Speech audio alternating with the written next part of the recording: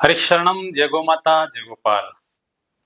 मेरे प्यारे दर्शकों, आपका स्वागत अभिनंदन है आपके अपने राजपुर टेक्सटो चैनल पर। ये चैनल विशुद्ध वैदिक ज्योतिष के माध्यम से सनातन धर्म को मानने वाले लोगों को सही दिशा में, डायरेक्शन में आपकी मेहनत हो, आपका काम हो, जिससे आपको सफलता मिले, ऐसा मार्गदर्शन देने का प्रयास करते हैं। सज्जनों, ये वीडियो बन रहा है सिंह राशि वालों के लिए। ये जो आने वाला अप्रैल का महीना है, ये आप लोगों के लिए कैसा रहेगा, उसकी पूरी गणित आपके सामने लेके आए। सिंह राशि वालों के लिए अप्रैल का महीना थोड़ा सा परेशान करने वाला है। तो क्या आप परेशान होंगे? नहीं। अगर आपको पता लग जाए कि अप्रैल महीने में बारिश आएगी और आप अगर छत्ता खरीद लें, तो आप बारिश तो आएगी, मौसम विभाग ने बोल दिया है, मान लो आएगी, पर अगर आपके पास छत्ता है तो आप भिगोगे नहीं। तो यही ज्योतिष क्या करता है? प्रोटेक्शन है। तो ये अप्रैल का महीना कहाँ कहाँ थोड़ा सा हमको परेशान करेगा, उसके लिए हम आपको ऐसी रेमेडी, ऐसी उपाय बता रहे हैं। माताएं, बहनें, भाई बंधु, उसको आप अगर फॉलो करोगे तो आपका जो ये अप्रैल का महीना है बहुत अच्छा और सफलतम तरीके से गुजर जाएगा। इसमें कोई दो राय नहीं है। सिंह राशि से बिलोंग कौन करता है? सिंह राशि से बिलोंग करते हैं माँ, मी। इसमें माँ जब मैं बोलता हूं तो मैं, माँ दोनों आ जाता है, और मी बोलता हूं तो मी आ जाता है।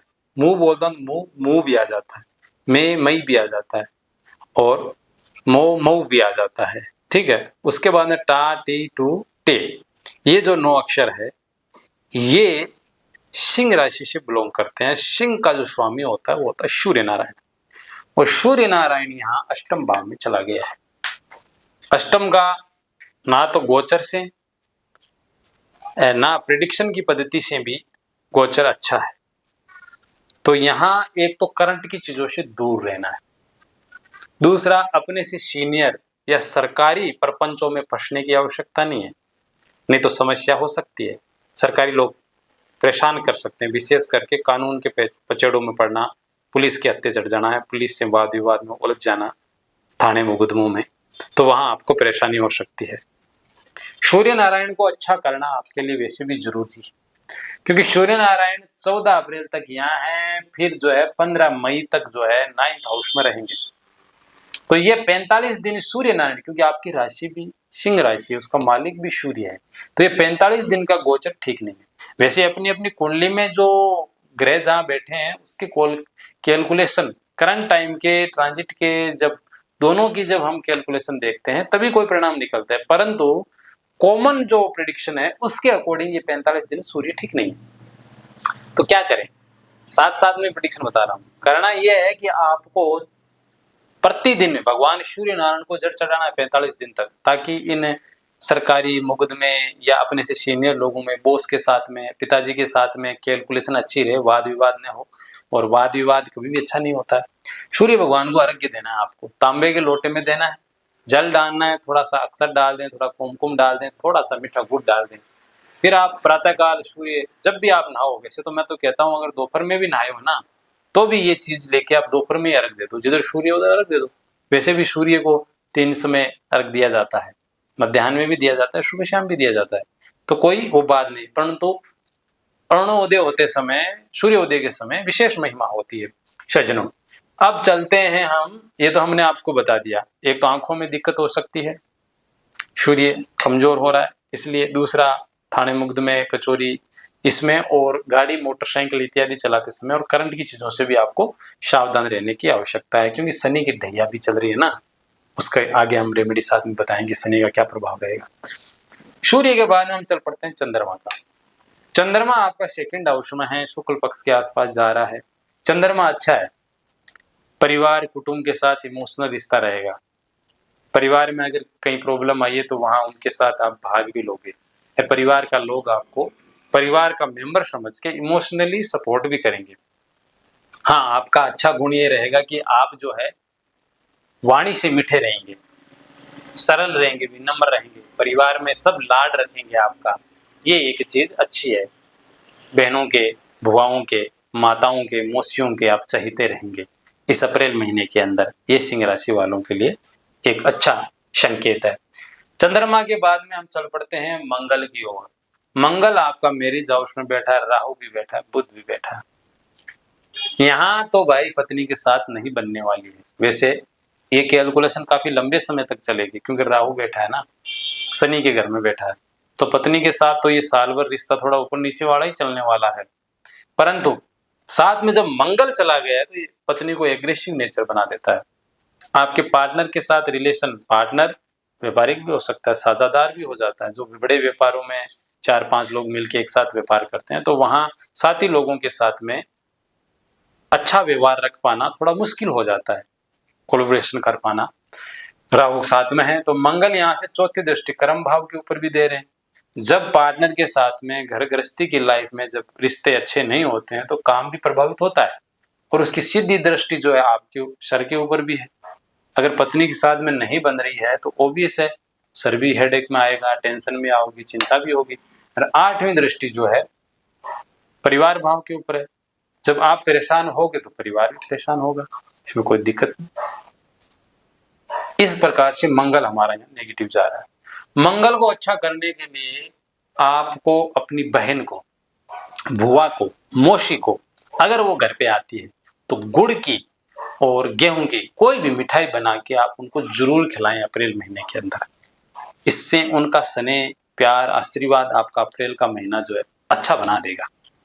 और सूर्य की एक रेमेडी और बता देता हूँ। काली गाय रविवार के दिन सूर्य उदय से 1 घंटे पर्यंत, घंटे के अंदर अंदर काली गौ माता को आप गुड़ खिलाएं।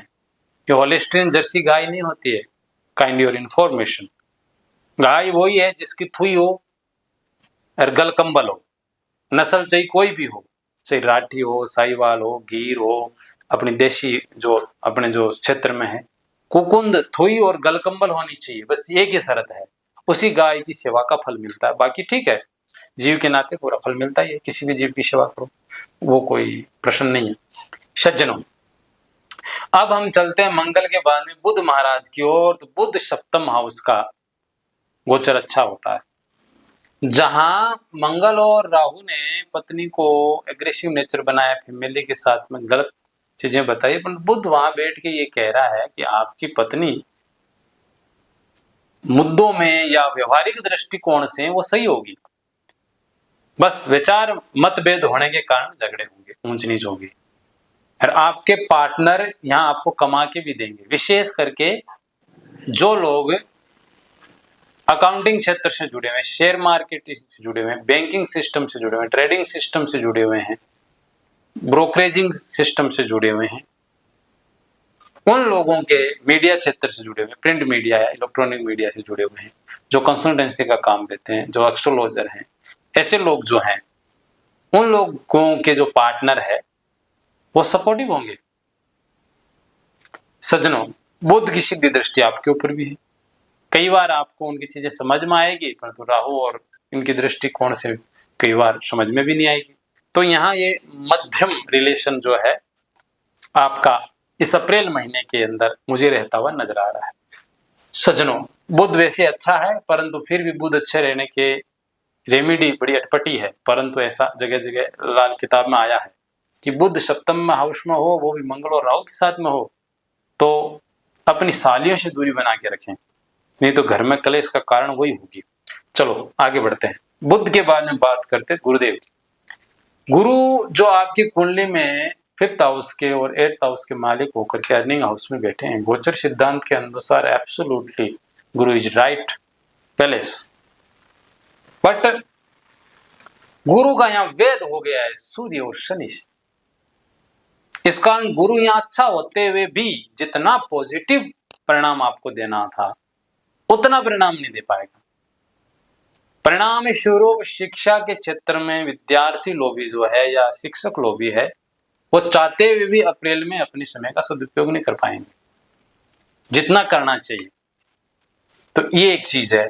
जो लोग मध्यम गवर्नमेंट डिपार्टमेंट में लगे हुए एडमिशन लेवल के कर्मचारी है, उनका भी सामान्य महीना जाएगा गुरु के दृष्टिकोण से।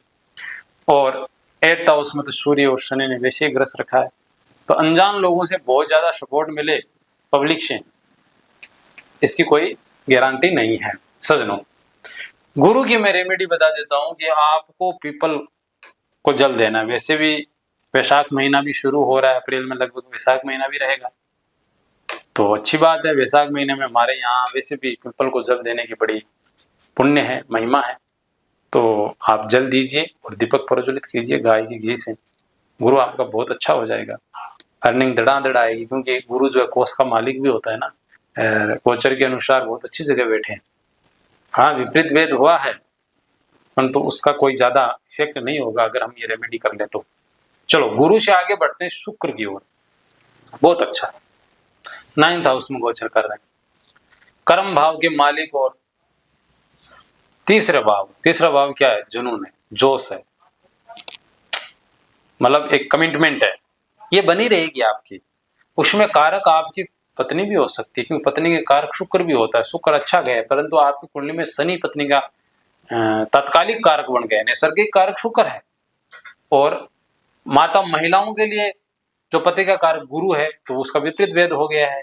कहने का मतलब है, अगर आप लोग समझदारी दिखाओगे तो आपके प्रोफेशनल लाइफ में आपकी पार्टनर आपके लिए हानिकारक नहीं है, लाभदायक है, क्योंकि शुक्र का गोचर बहुत अच्छा है और पूरे अप्रैल महीने में शुक्र यहीं रहेगा। तो भाग्य आपका आपकी पत्नी की ओर से ही चल रहा है, परंतु वैचारिक मतभेदों के कारण ये क्लेश थोड़ा थोड़ा देखने को आपको अप्रैल महीने के अंदर मिलेगा। अब जो लोग फैशन डिजाइन का काम कर रहे हैं, कपड़े का काम कर रहे हैं, कपड़े की नई नई डिजाइनिंग इत्यादि बनाने वाले लोग जो हैं, जो लोग गमलों का काम करते हैं, डेकोरेशन का काम करते हैं, उन लोगों का काम यहाँ बहुत अच्छा चलने वाला है। टूर एंड ट्रेवल का और विदेशी लोगों के साथ में जिनका कंसल्टेंसी का या विदेशी लोगों के साथ में विचार विमर्श करने का, आदान प्रदान का ऐसा कोई भी काम है, तो उन लोगों के लिए भी शुक्र यहाँ अप्रैल महीने के अंदर अच्छा सपोर्ट करने वाला है। विशेष करके लेडीज लक जो है आपका काम करेगा अप्रैल महीने के अंदर। लेडीज के लिए लेडीज लक काम करेगा और पुरुषों के लिए लेडीज लक काम करेगा।